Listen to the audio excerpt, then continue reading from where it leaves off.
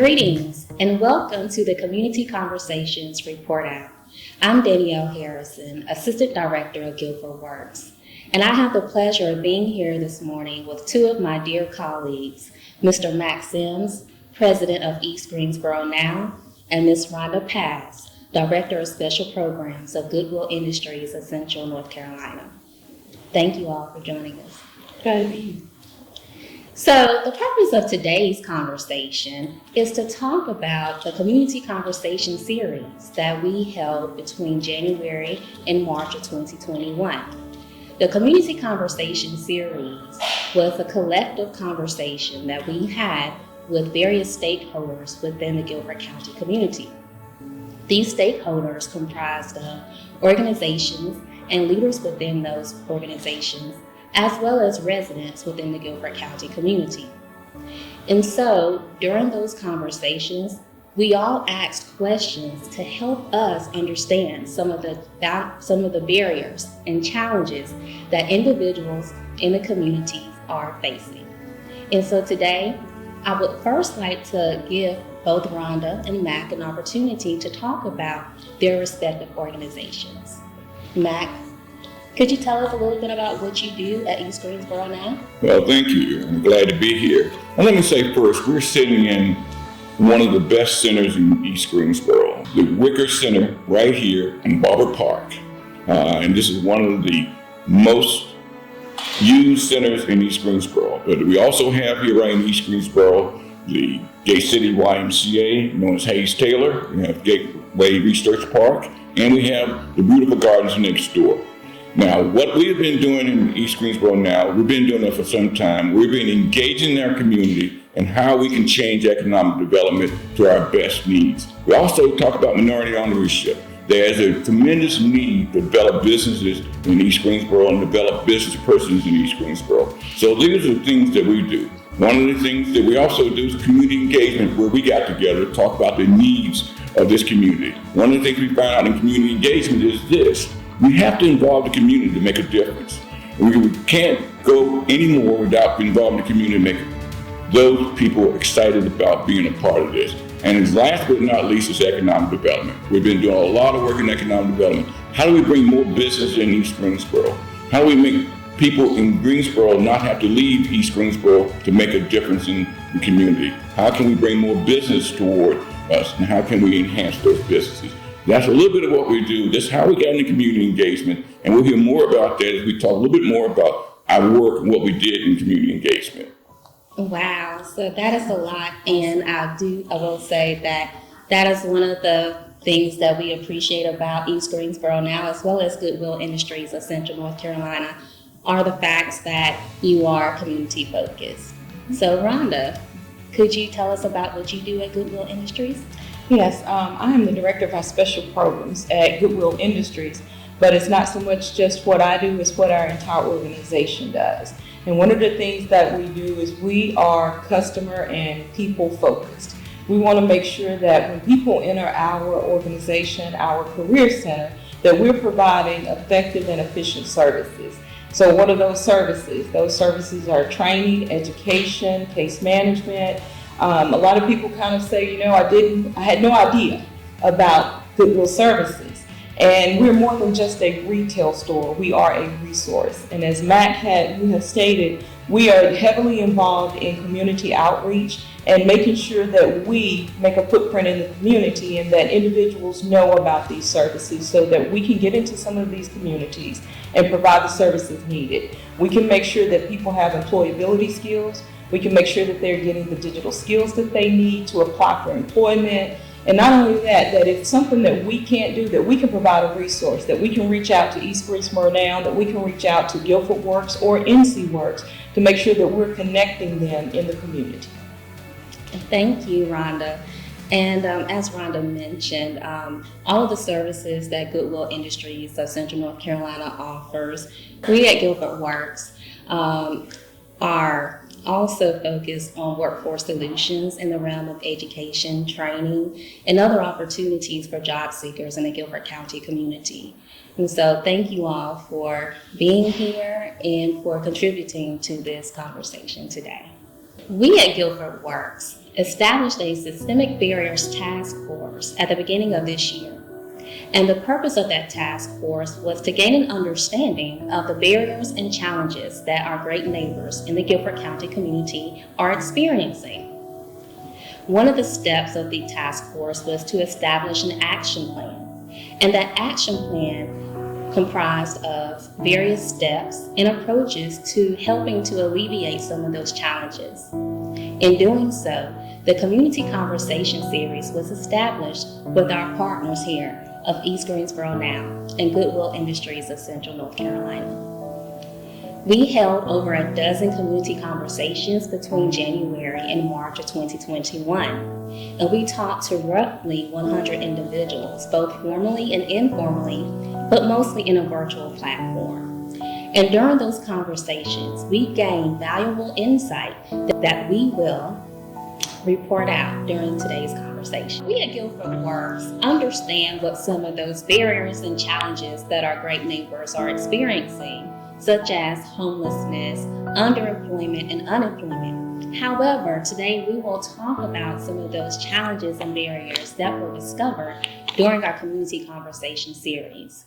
So, Rhonda, could you talk about some of those things that emerged? Absolutely. One of the things throughout our community conversations that we identified as common theme barriers is what I like to call them throughout Guilford County was transportation, childcare, education, training, and technology. And out of these things that we find it's a common theme, not just in Guilford County, but even in our outlying counties, they're experiencing some of these same challenges. One of the things we've got to do is figure out how do we address them? How do we address them? What is our role in making sure that we attack these barriers? And with technology, what I would like to say with that is the access to technology, even through COVID, has proven that it's a need. And when we look at communities and the expectation is for people to get information quickly, to have access to information, to be able to file unemployment, if they don't have access to technology, and if we don't address the digital divide, then we are losing workforce. And so that's one of the things that I would like to kind of get you guys input on is what is your organization? How are you guys addressing technology? We got challenges, and one of the largest challenges America's had has been COVID-19. But the impact on our neighborhoods, and particularly the ones that we interview, and we had some in person and some on virtual, but the neighborhoods were consistent in a couple of things that were challenging. One of the things you're right is transportation. We've got to be able to get people from East Greensboro to jobs that are not in East Greensboro, and transportation is going to be a key component of that. In addition to that, we also talked about safety. Our neighborhoods want to be safe, want to feel safe and comfortable about that. That was a common thing throughout that. And the other theme was affordable housing, quality housing. They're tired of seeing boarded up homes and tired of seeing overgrown grass in the area. They want to have comfortable neighborhoods, and those who live there, homeowners, important. So the last thing is home ownership. How do we make home ownership a key component in our communities? And as we reach out to that, that's how, one of the things that make collaboration great amongst the three of our organizations is that we all have direct reports that we're looking to do, and our boards are asking for certain things, but we're not duplicating things. We all have, but combining that, we make a strong force in the neighborhood. You can't do everything, we can't do everything, but together we can reach a lot more people and reach those needs and make a difference in the needs there. In addition to that, we talked about having employment, reaching out there. NC Works has a tremendous vehicle now that has been most important to our communities in reaching out to communities where now they don't have to come to you, you come to them. Tell us a little more about that. Absolutely, and you all have addressed many of the barriers and challenges that were discovered during our community conversations. And just to piggyback off what you were talking about in East Greensboro, GuilfordWorks conducted an analysis of what the unemployment rates were during the peak of the pandemic. And so we understand that East Greensboro had unemployment at rates as high as 24%, as well as South High Point. And because of that, we understand that barriers such as transportation in High Point, we know that transportation or public transportation ends at 5 p.m. We understand that not all jobs are located in East Greensboro.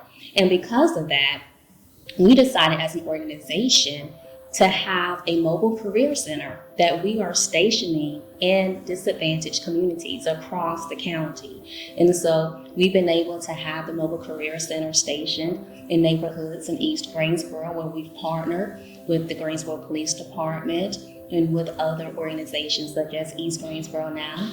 We've had a second chance hiring event in both High Point and Greensboro in partnership with Goodwill Industries of Central North Carolina.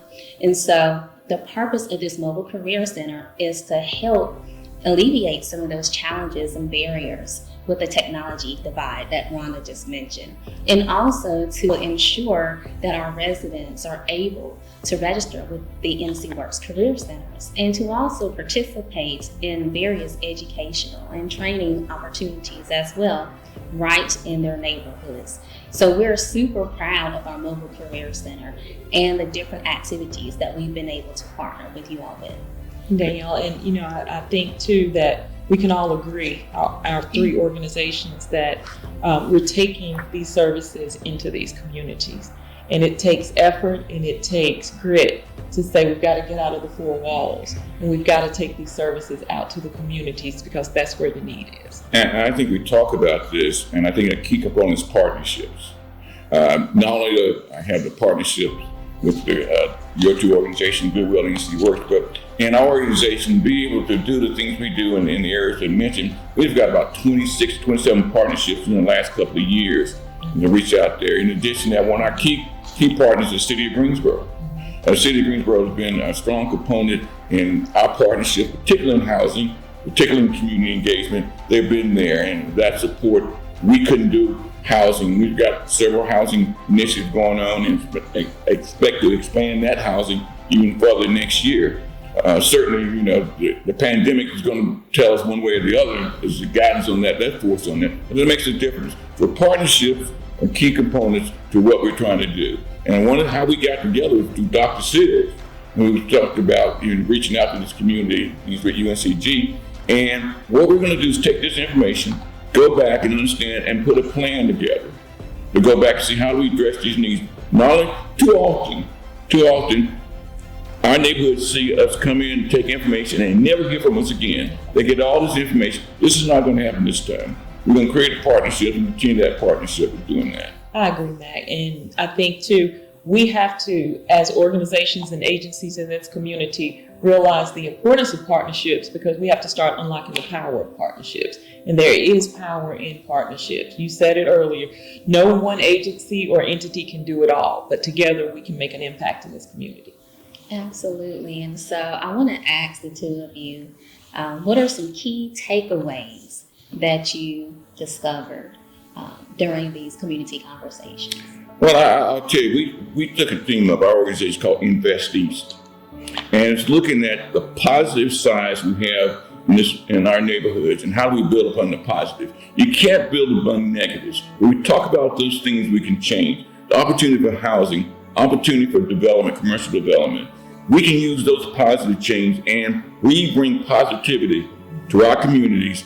They will feel the same way, and they'll understand that working together, we make a difference. Working together, we can change that. If you're looking to invest in East Greensboro, you're looking to invest in what's positive, what the growth can be on that particular point. But the key component, I think, is this, is our communities, making a difference in our community, making people feel good, and we can bring those services to those communities that makes them feel good, and we have that positive attitude. One of my key takeaways was the people. The people want change. And although that they want it, they may not be able to access it because of those barriers. Transportation, childcare, lack of technology. So how do we help them, and how do we show them that as a community and as partners that we're going to come together and we're going to help facilitate change? Absolutely. And one of the key takeaways that I have is ensuring that we are increasing our organizational presence within these communities, ensuring that we are meeting people where they are. making sure that we have established partnerships such as with the High Point Housing Authority, which we have, and with Greensboro Housing Authority and other organizations across the county, just to make sure that we, one, are there with the people, that we are having conversations, and that we are actually hearing what those needs are and being able to report them out, such as what we're doing right now, on a continuous basis. And so I look forward to continuing these collective conversations with the community. I look forward to partnering with both of you. So thank you both for all that you do, and we look forward to continuing this. Thank you, Danielle. Thank you. Thank you.